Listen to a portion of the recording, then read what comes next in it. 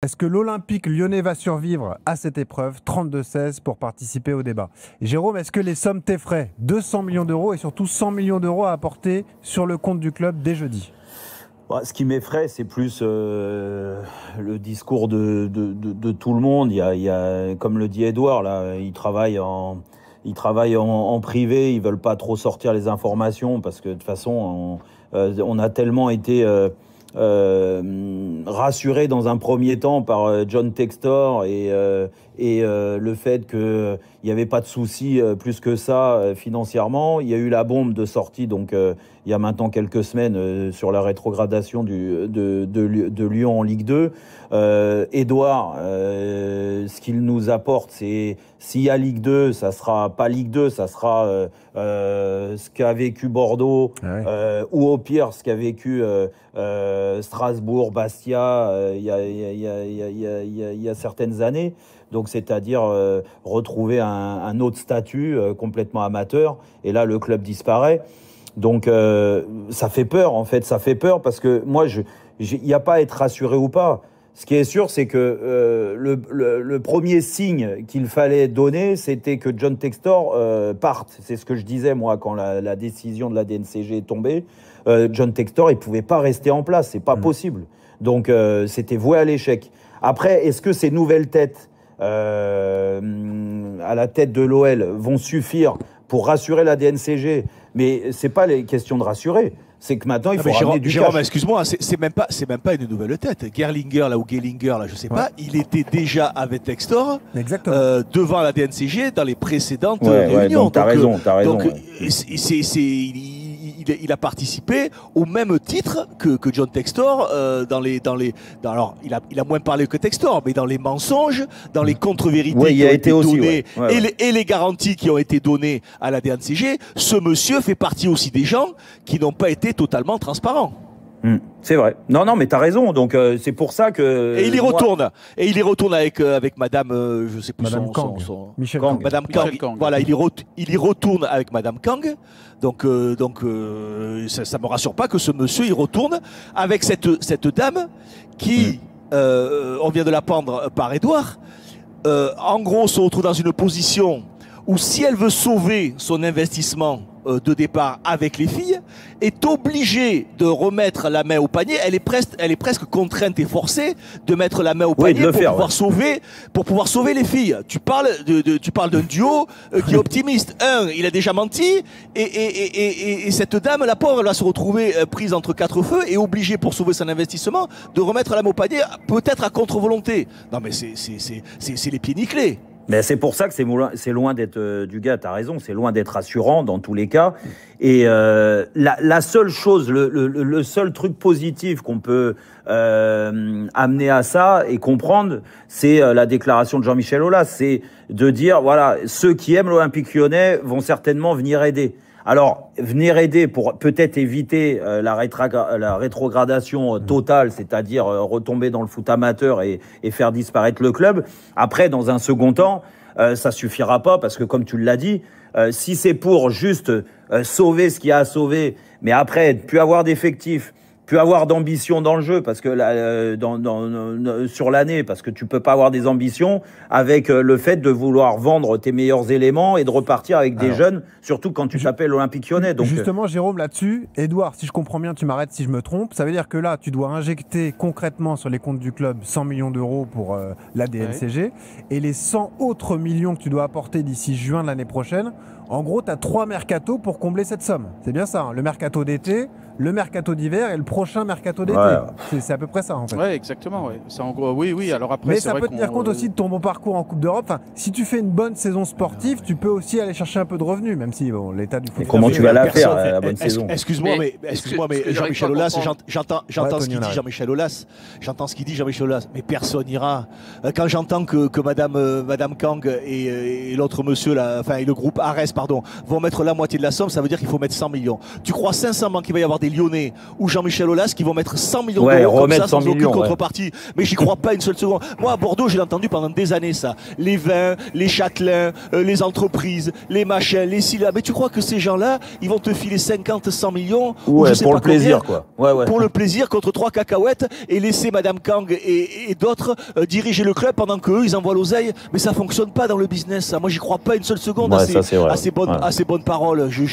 Personne ne donne 100 millions d'euros comme ça sans avoir possession du club. Bah, ou ça, alors c'est sûr. le club va encore changer de propriétaire. Quelle que soit ta fortune, t'as raison, Dugas, on n'investit pas bien 50 sûr. millions d'euros sans Bien être sûr, sûr bien sûr. qu'on Non, pourra mais- rattraper un peu sa mise. Ouais. Surtout que, comme vous le disiez, derrière, tu sais même pas quelle équipe ils vont construire.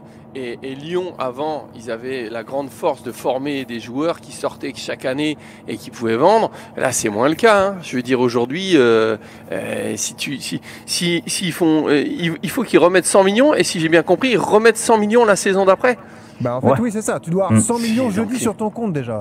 C'est ça qui est fou, t'imagines, Tony. c'est Ouais, une sans somme savoir immense. où tu vas. Je veux dire, et comme le dit Christophe et Jérôme, je vois pas quelqu'un arriver, tomber du ciel comme ça d'un seul coup et pouvoir mettre ça. À part peut-être le Qatar qui peut aider, parce que j'ai entendu que peut-être que les Qataris pourraient aider l'Olympique Lyonnais, mais à part eux, je vois pas qui peut arriver et puis mettre autant d'argent sur la table comme ça, sans aucune garantie d'avoir une équipe compétitive pour la saison d'après, quoi. Est-ce que tu Alors, as une Arès, idée il faut vas-y, bien Edouard, préciser. Arès, il faut bien préciser que c'est un fonds de pension américain qui a déjà mis 400 millions dans l'affaire. Il ne les a pas perdus hein, parce que Ouais, ouais. John Textor doit les rendre en décembre 2028. Mais qu'il possède T'es près pas- de t'es- 500 T'es milliards. pas sorti le cul des ronces avec, d'avoir. avec Textor. Avec Non, Textor non, mais comme bien créancier. évidemment. Bien évidemment, mais John, en fait, ce groupe a énormément d'argent et quelque part pour éviter qu'ils perdent tout, ils sont capables de remettre une Alors, une ça, c'est certaine un somme argument. et ça veut T'as dire raison, qu'Arès Edouard. peut-être à terme va reprendre encore plus de poids dans le groupe qu'en fait. Mais je vous dis c'est tellement complexe. J'ai essayé de me pencher sur des dossiers. Faut vraiment même des grands spécialistes n'arrivent pas à comprendre c'est- tous les c'est- montages de John Textor. Ce qui est fou, Edouard, tu as raison, c'est que ces gens-là ont mis 500 millions d'euros pour acheter le club. Tu as l'impression qu'ils se sont achetés une bicyclette, quoi. C'est-à-dire qu'ils ont mis des tocards. Quand tu mets 500 millions d'euros, quand même, tu sécurises ton investissement, tu mets de la compétence. C'est presque ce qui va te coûter le moins cher de mettre de la compétence. Pas du tout. Ouais, bien sûr. Ils ont mis le cow-boy et là, dans l'urgence, ils mettent cow-boy. Madame Kong sous pression qui va être obligée de mettre des sous. Non, mais au bout d'un moment, tu te dis, mais il y a quelque chose qui tourne pas rond dans cette histoire. Enfin, d'un autre côté, du c'est gars, fou. heureusement qu'elle est là, Madame Kang, hein, parce Mais que bien sans sûr, elle, non, le mais club que- était déjà non, mais coulé mais et disparaissait presque, mais hein. cette dame, elle est pleine de bonne volonté, qu'elle accepte de reprendre comme ça le bébé alors qu'il est bien malade, le pauvre. C'est une bénédiction et elle a le soutien de tout le monde et elle est très courageuse, cette dame, et j'ai aucun doute là-dessus. Mais sincèrement, quand t'as Textor qui a passé, ça fait quoi, combien de temps, 2 ans qu'il est là, à mentir. 2 ans et demi. Il a menti ouvertement, mais tu te rends compte comment tu peux avoir aussi peu d'humanité. Moi, je pense, quand tu penses aux supporters, aux gens qui payent leur c'est place, aux joueurs, aux gens qui t'écoutent, qui croient en toi, qui croient en ce club, qui sont amoureux de ce club, qui vivent pour ce club, comment tu peux humainement mentir aussi ouvertement aux gens? Au bout d'un moment, il y a plus de fierté, il y a plus d'honneur, il y a plus de, c'est fou. Moi, je trouve ça fou d'être Non, aussi mais comment ça tordu peut que ça. passer crème, quoi? Comment ça peut passer Bah, c'est pas tranquille passé, comme hein. ça? Bah, c'est pas Ouais, passé. mais Et Et d'ailleurs, surtout, ça fait 3 comment passages que ça passe Arès- pas. Et surtout, c'est. Ouais, oui, mais comment c'est ça. Arès, Vas-y, Edouard. vas-y. d'une certaine manière, comment Arès, cet énorme groupe américain, etc., peut prêter 400 ou 500 millions à un personnage. Moi, si il y a un moment donné, on se disait, mais tout est calé, tout est clair, tout. Non, mais c'est imaginez ça que je ce parle, groupe qui prête ça passe 400 crème. millions, mais voilà, c'est ça, c'est exactement ce que tu dis, Tony. Mais comment les autorités, au départ, les banques, etc., avant que ce soit la DNCG, Ça, c'est peuvent sûr. donner crédit à John Textor pour ces 400 millions. Parce c'est qu'il là où il les c'est a endormis, totalement- Edouard. C'est totalement Edouard. fait, exactement Ouais, mais comme bon, il nous a endormis. il les a nous. endormis. Normalement, comme- c'est les comme- gens intelligents comme- qui sont à la tête de ces groupes. Ah ouais, quand même, non mais Et ça, on le comment a dit- fait Lopez? Lopez, Eh ben, ça fait pareil. Ah ouais, Pareil, alors que Lopez, on Ah savait pareil. qu'il avait des antécédents à l'époque. Tu as raison. ouais. Mais ils ont tous fait pareil. De toute façon, la vérité, c'est que John Textor, c'est un beau parleur, et on l'a vu, et que aujourd'hui, il se retrouve coincé. Mais là où c'est problématique, parce que moi, je veux bien qu'on parle de. Moi, j'espère que le club va être sorti d'affaire, parce que c'est dramatique pour le football français de perdre l'Olympique Lyonnais. Mais même s'il était sauvé, et Dugal le disait, même Tony, vous vous rendez compte quand même, là, ils vont mettre 100 millions, peut-être, allez imaginer, ils vont encore trouver 100 millions, ils vont être sauvés, tout ça. Mais derrière, qu'est-ce qui va se passer? Parce que derrière, une saison de foot, il faut remettre de l'argent si tu veux être compétitif. De toute façon, tu vas pas gagner de l'argent, surtout l'Olympique Lyonnais aujourd'hui. Après, donc, Jérôme, pardon, vous allez me trouver un peu naïf, mais dans une Ligue 1 affaiblie comme ça, avec beaucoup de petites équipes, est-ce que Lyon ne peut pas terminer dans un top 5 ou un top 6 mais avec une équipe rabotée? On parle pas, attention. On parle pas de Angers. Et alors, qu'est-ce qui va se passer s'il faut un top 5, un top 6? Qu'est-ce qui va se passer? Ils se qualifieront pour la Coupe d'Europe, ils gagneront les droits télé. Mais t'as vu les droits télé aujourd'hui? Les droits télé, il n'y en a plus. Et pour jouer la Coupe d'Europe, l'UEFA leur demande 50 millions pour pouvoir y participer. Non, mais regarde la situation dans laquelle ils sont. Non, mais je te dis qu'avec un effectif encore un peu raboté de talent, t'as pas une équipe plus faible que des équipes de deuxième partie de tableau. C'est ça que je veux te dire. Mais ils seront obligés de se. Benoît. Ils seront obligés de se séparer des gros salaires, et il y en a encore à Lyon, je parle sous le contrôle d'Edouard. Ils seront obligés de se séparer de ces salaires-là, de les baisser, donc les mecs vont partir. Tu vas garder que des joueurs moyens, et je suis désolé, c'est comme Paris, comme Marseille, quand tu joues dans ces clubs-là, il faut déjà être plus fort que les autres si tu veux juste rivaliser déjà avec eux. Alors je ne parle pas de les dépasser. Et si tu veux les dépasser, il faut avoir un effectif qui est bien plus conséquent parce qu'il faut gérer la pression médiatique, la pression du club et la pression des supporters. Parce que tu crois très honnêtement que les supporters, ils vont se satisfaire dans un second temps d'avoir une équipe très moyenne. Tu sais quoi, prenons le pouls des supporters. Il y a Samuel, supporter lyonnais, qui a composé le 32-16 pour participer à Rotten Samuel. Salut tout le monde. Salut Samuel. Bienvenue Samuel. Bon alors, est-ce que tu arrives à dormir Samuel? Difficilement, moi je vous cache pas, je suis très très inquiet. Ça fait 7 mois qu'on nous banane avec des promesses de oui l'argent va rentrer, donc je vois pas comment en 7 jours l'argent va arriver. On est en train de brader nos meilleurs joueurs, donc en termes de compétitivité dans tous les cas pour l'année prochaine, ça va être très compliqué. Moi je me rappelle quand Textor a repris le club, j'en rigolais avec un ami qui est supporter bordelais, je lui disais putain les derniers qui ont eu un président américain, on a vu ce que ça a donné. On en est au même point. Je suis partagé entre me dire finalement est-ce que la sanction elle serait pas bonne à prendre, faire table rase et repartir de zéro. Après oui mais là on vient de te le dire Samuel, Edouard vient de te le dire et il a raison de le préciser. Si le club est rétrogradé en Ligue 2, ça sera pas en Ligue 2.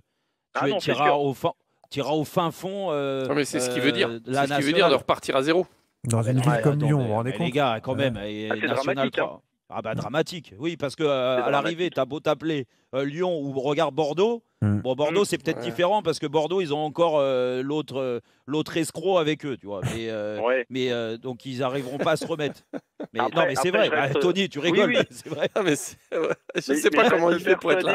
Je reste persuadé d'une chose, c'est qu'à un moment, on paye aussi peut-être des excès de gourmandise du passé. C'est-à-dire que pour moi, le changement à Lyon, il a eu lieu à partir du moment où on a construit le Groupama Stadium, où on a commencé à brader des joueurs de talent. En fait, on a fait une impasse sur le sportif pour alimenter le financier.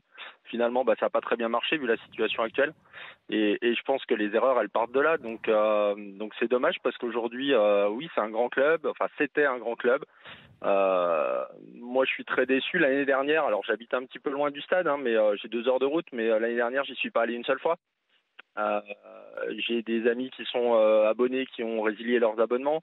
Enfin, on sent qu'il y a un désengagement par rapport au club aussi de la part des supporters, puisqu'on en parlait vous en parliez tout à l'heure. Il y a une incompréhension parce que totale tu peux plus t'identifier. Mais bien sûr, exactement, c'est ça. C'est ça. Il y a un désengagement. On a vécu la même chose à Bordeaux.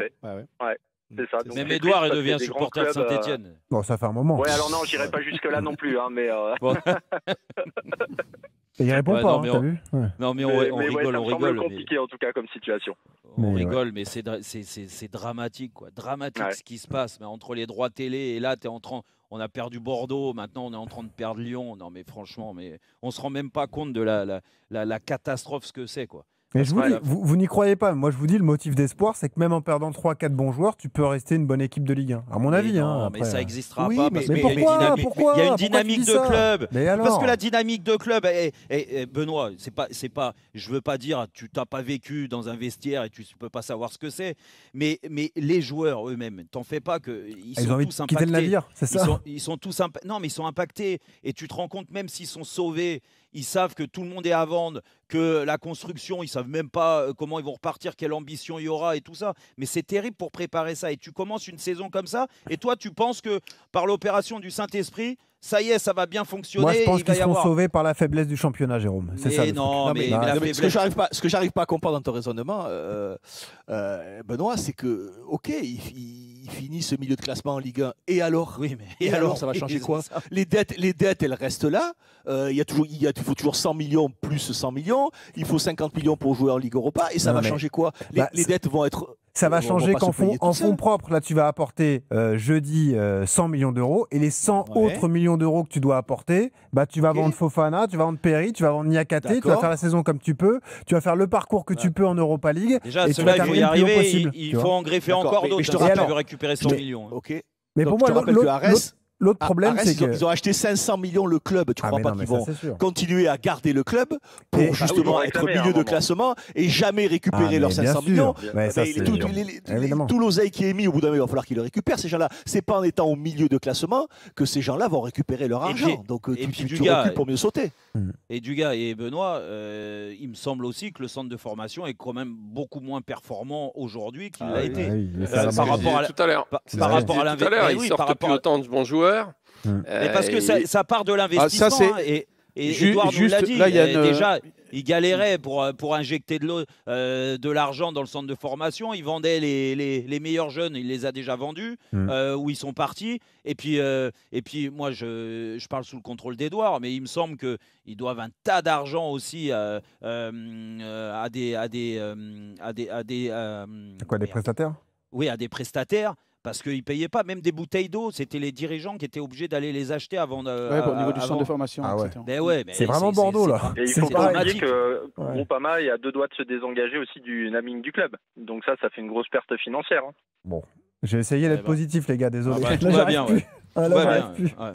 Bon, merci Samuel, bon courage quand même. On attend le rendez-vous de jeudi avec impatience. Donc le 10 juillet, le passage devant la commission de la DNCG. Merci Samuel, à bientôt.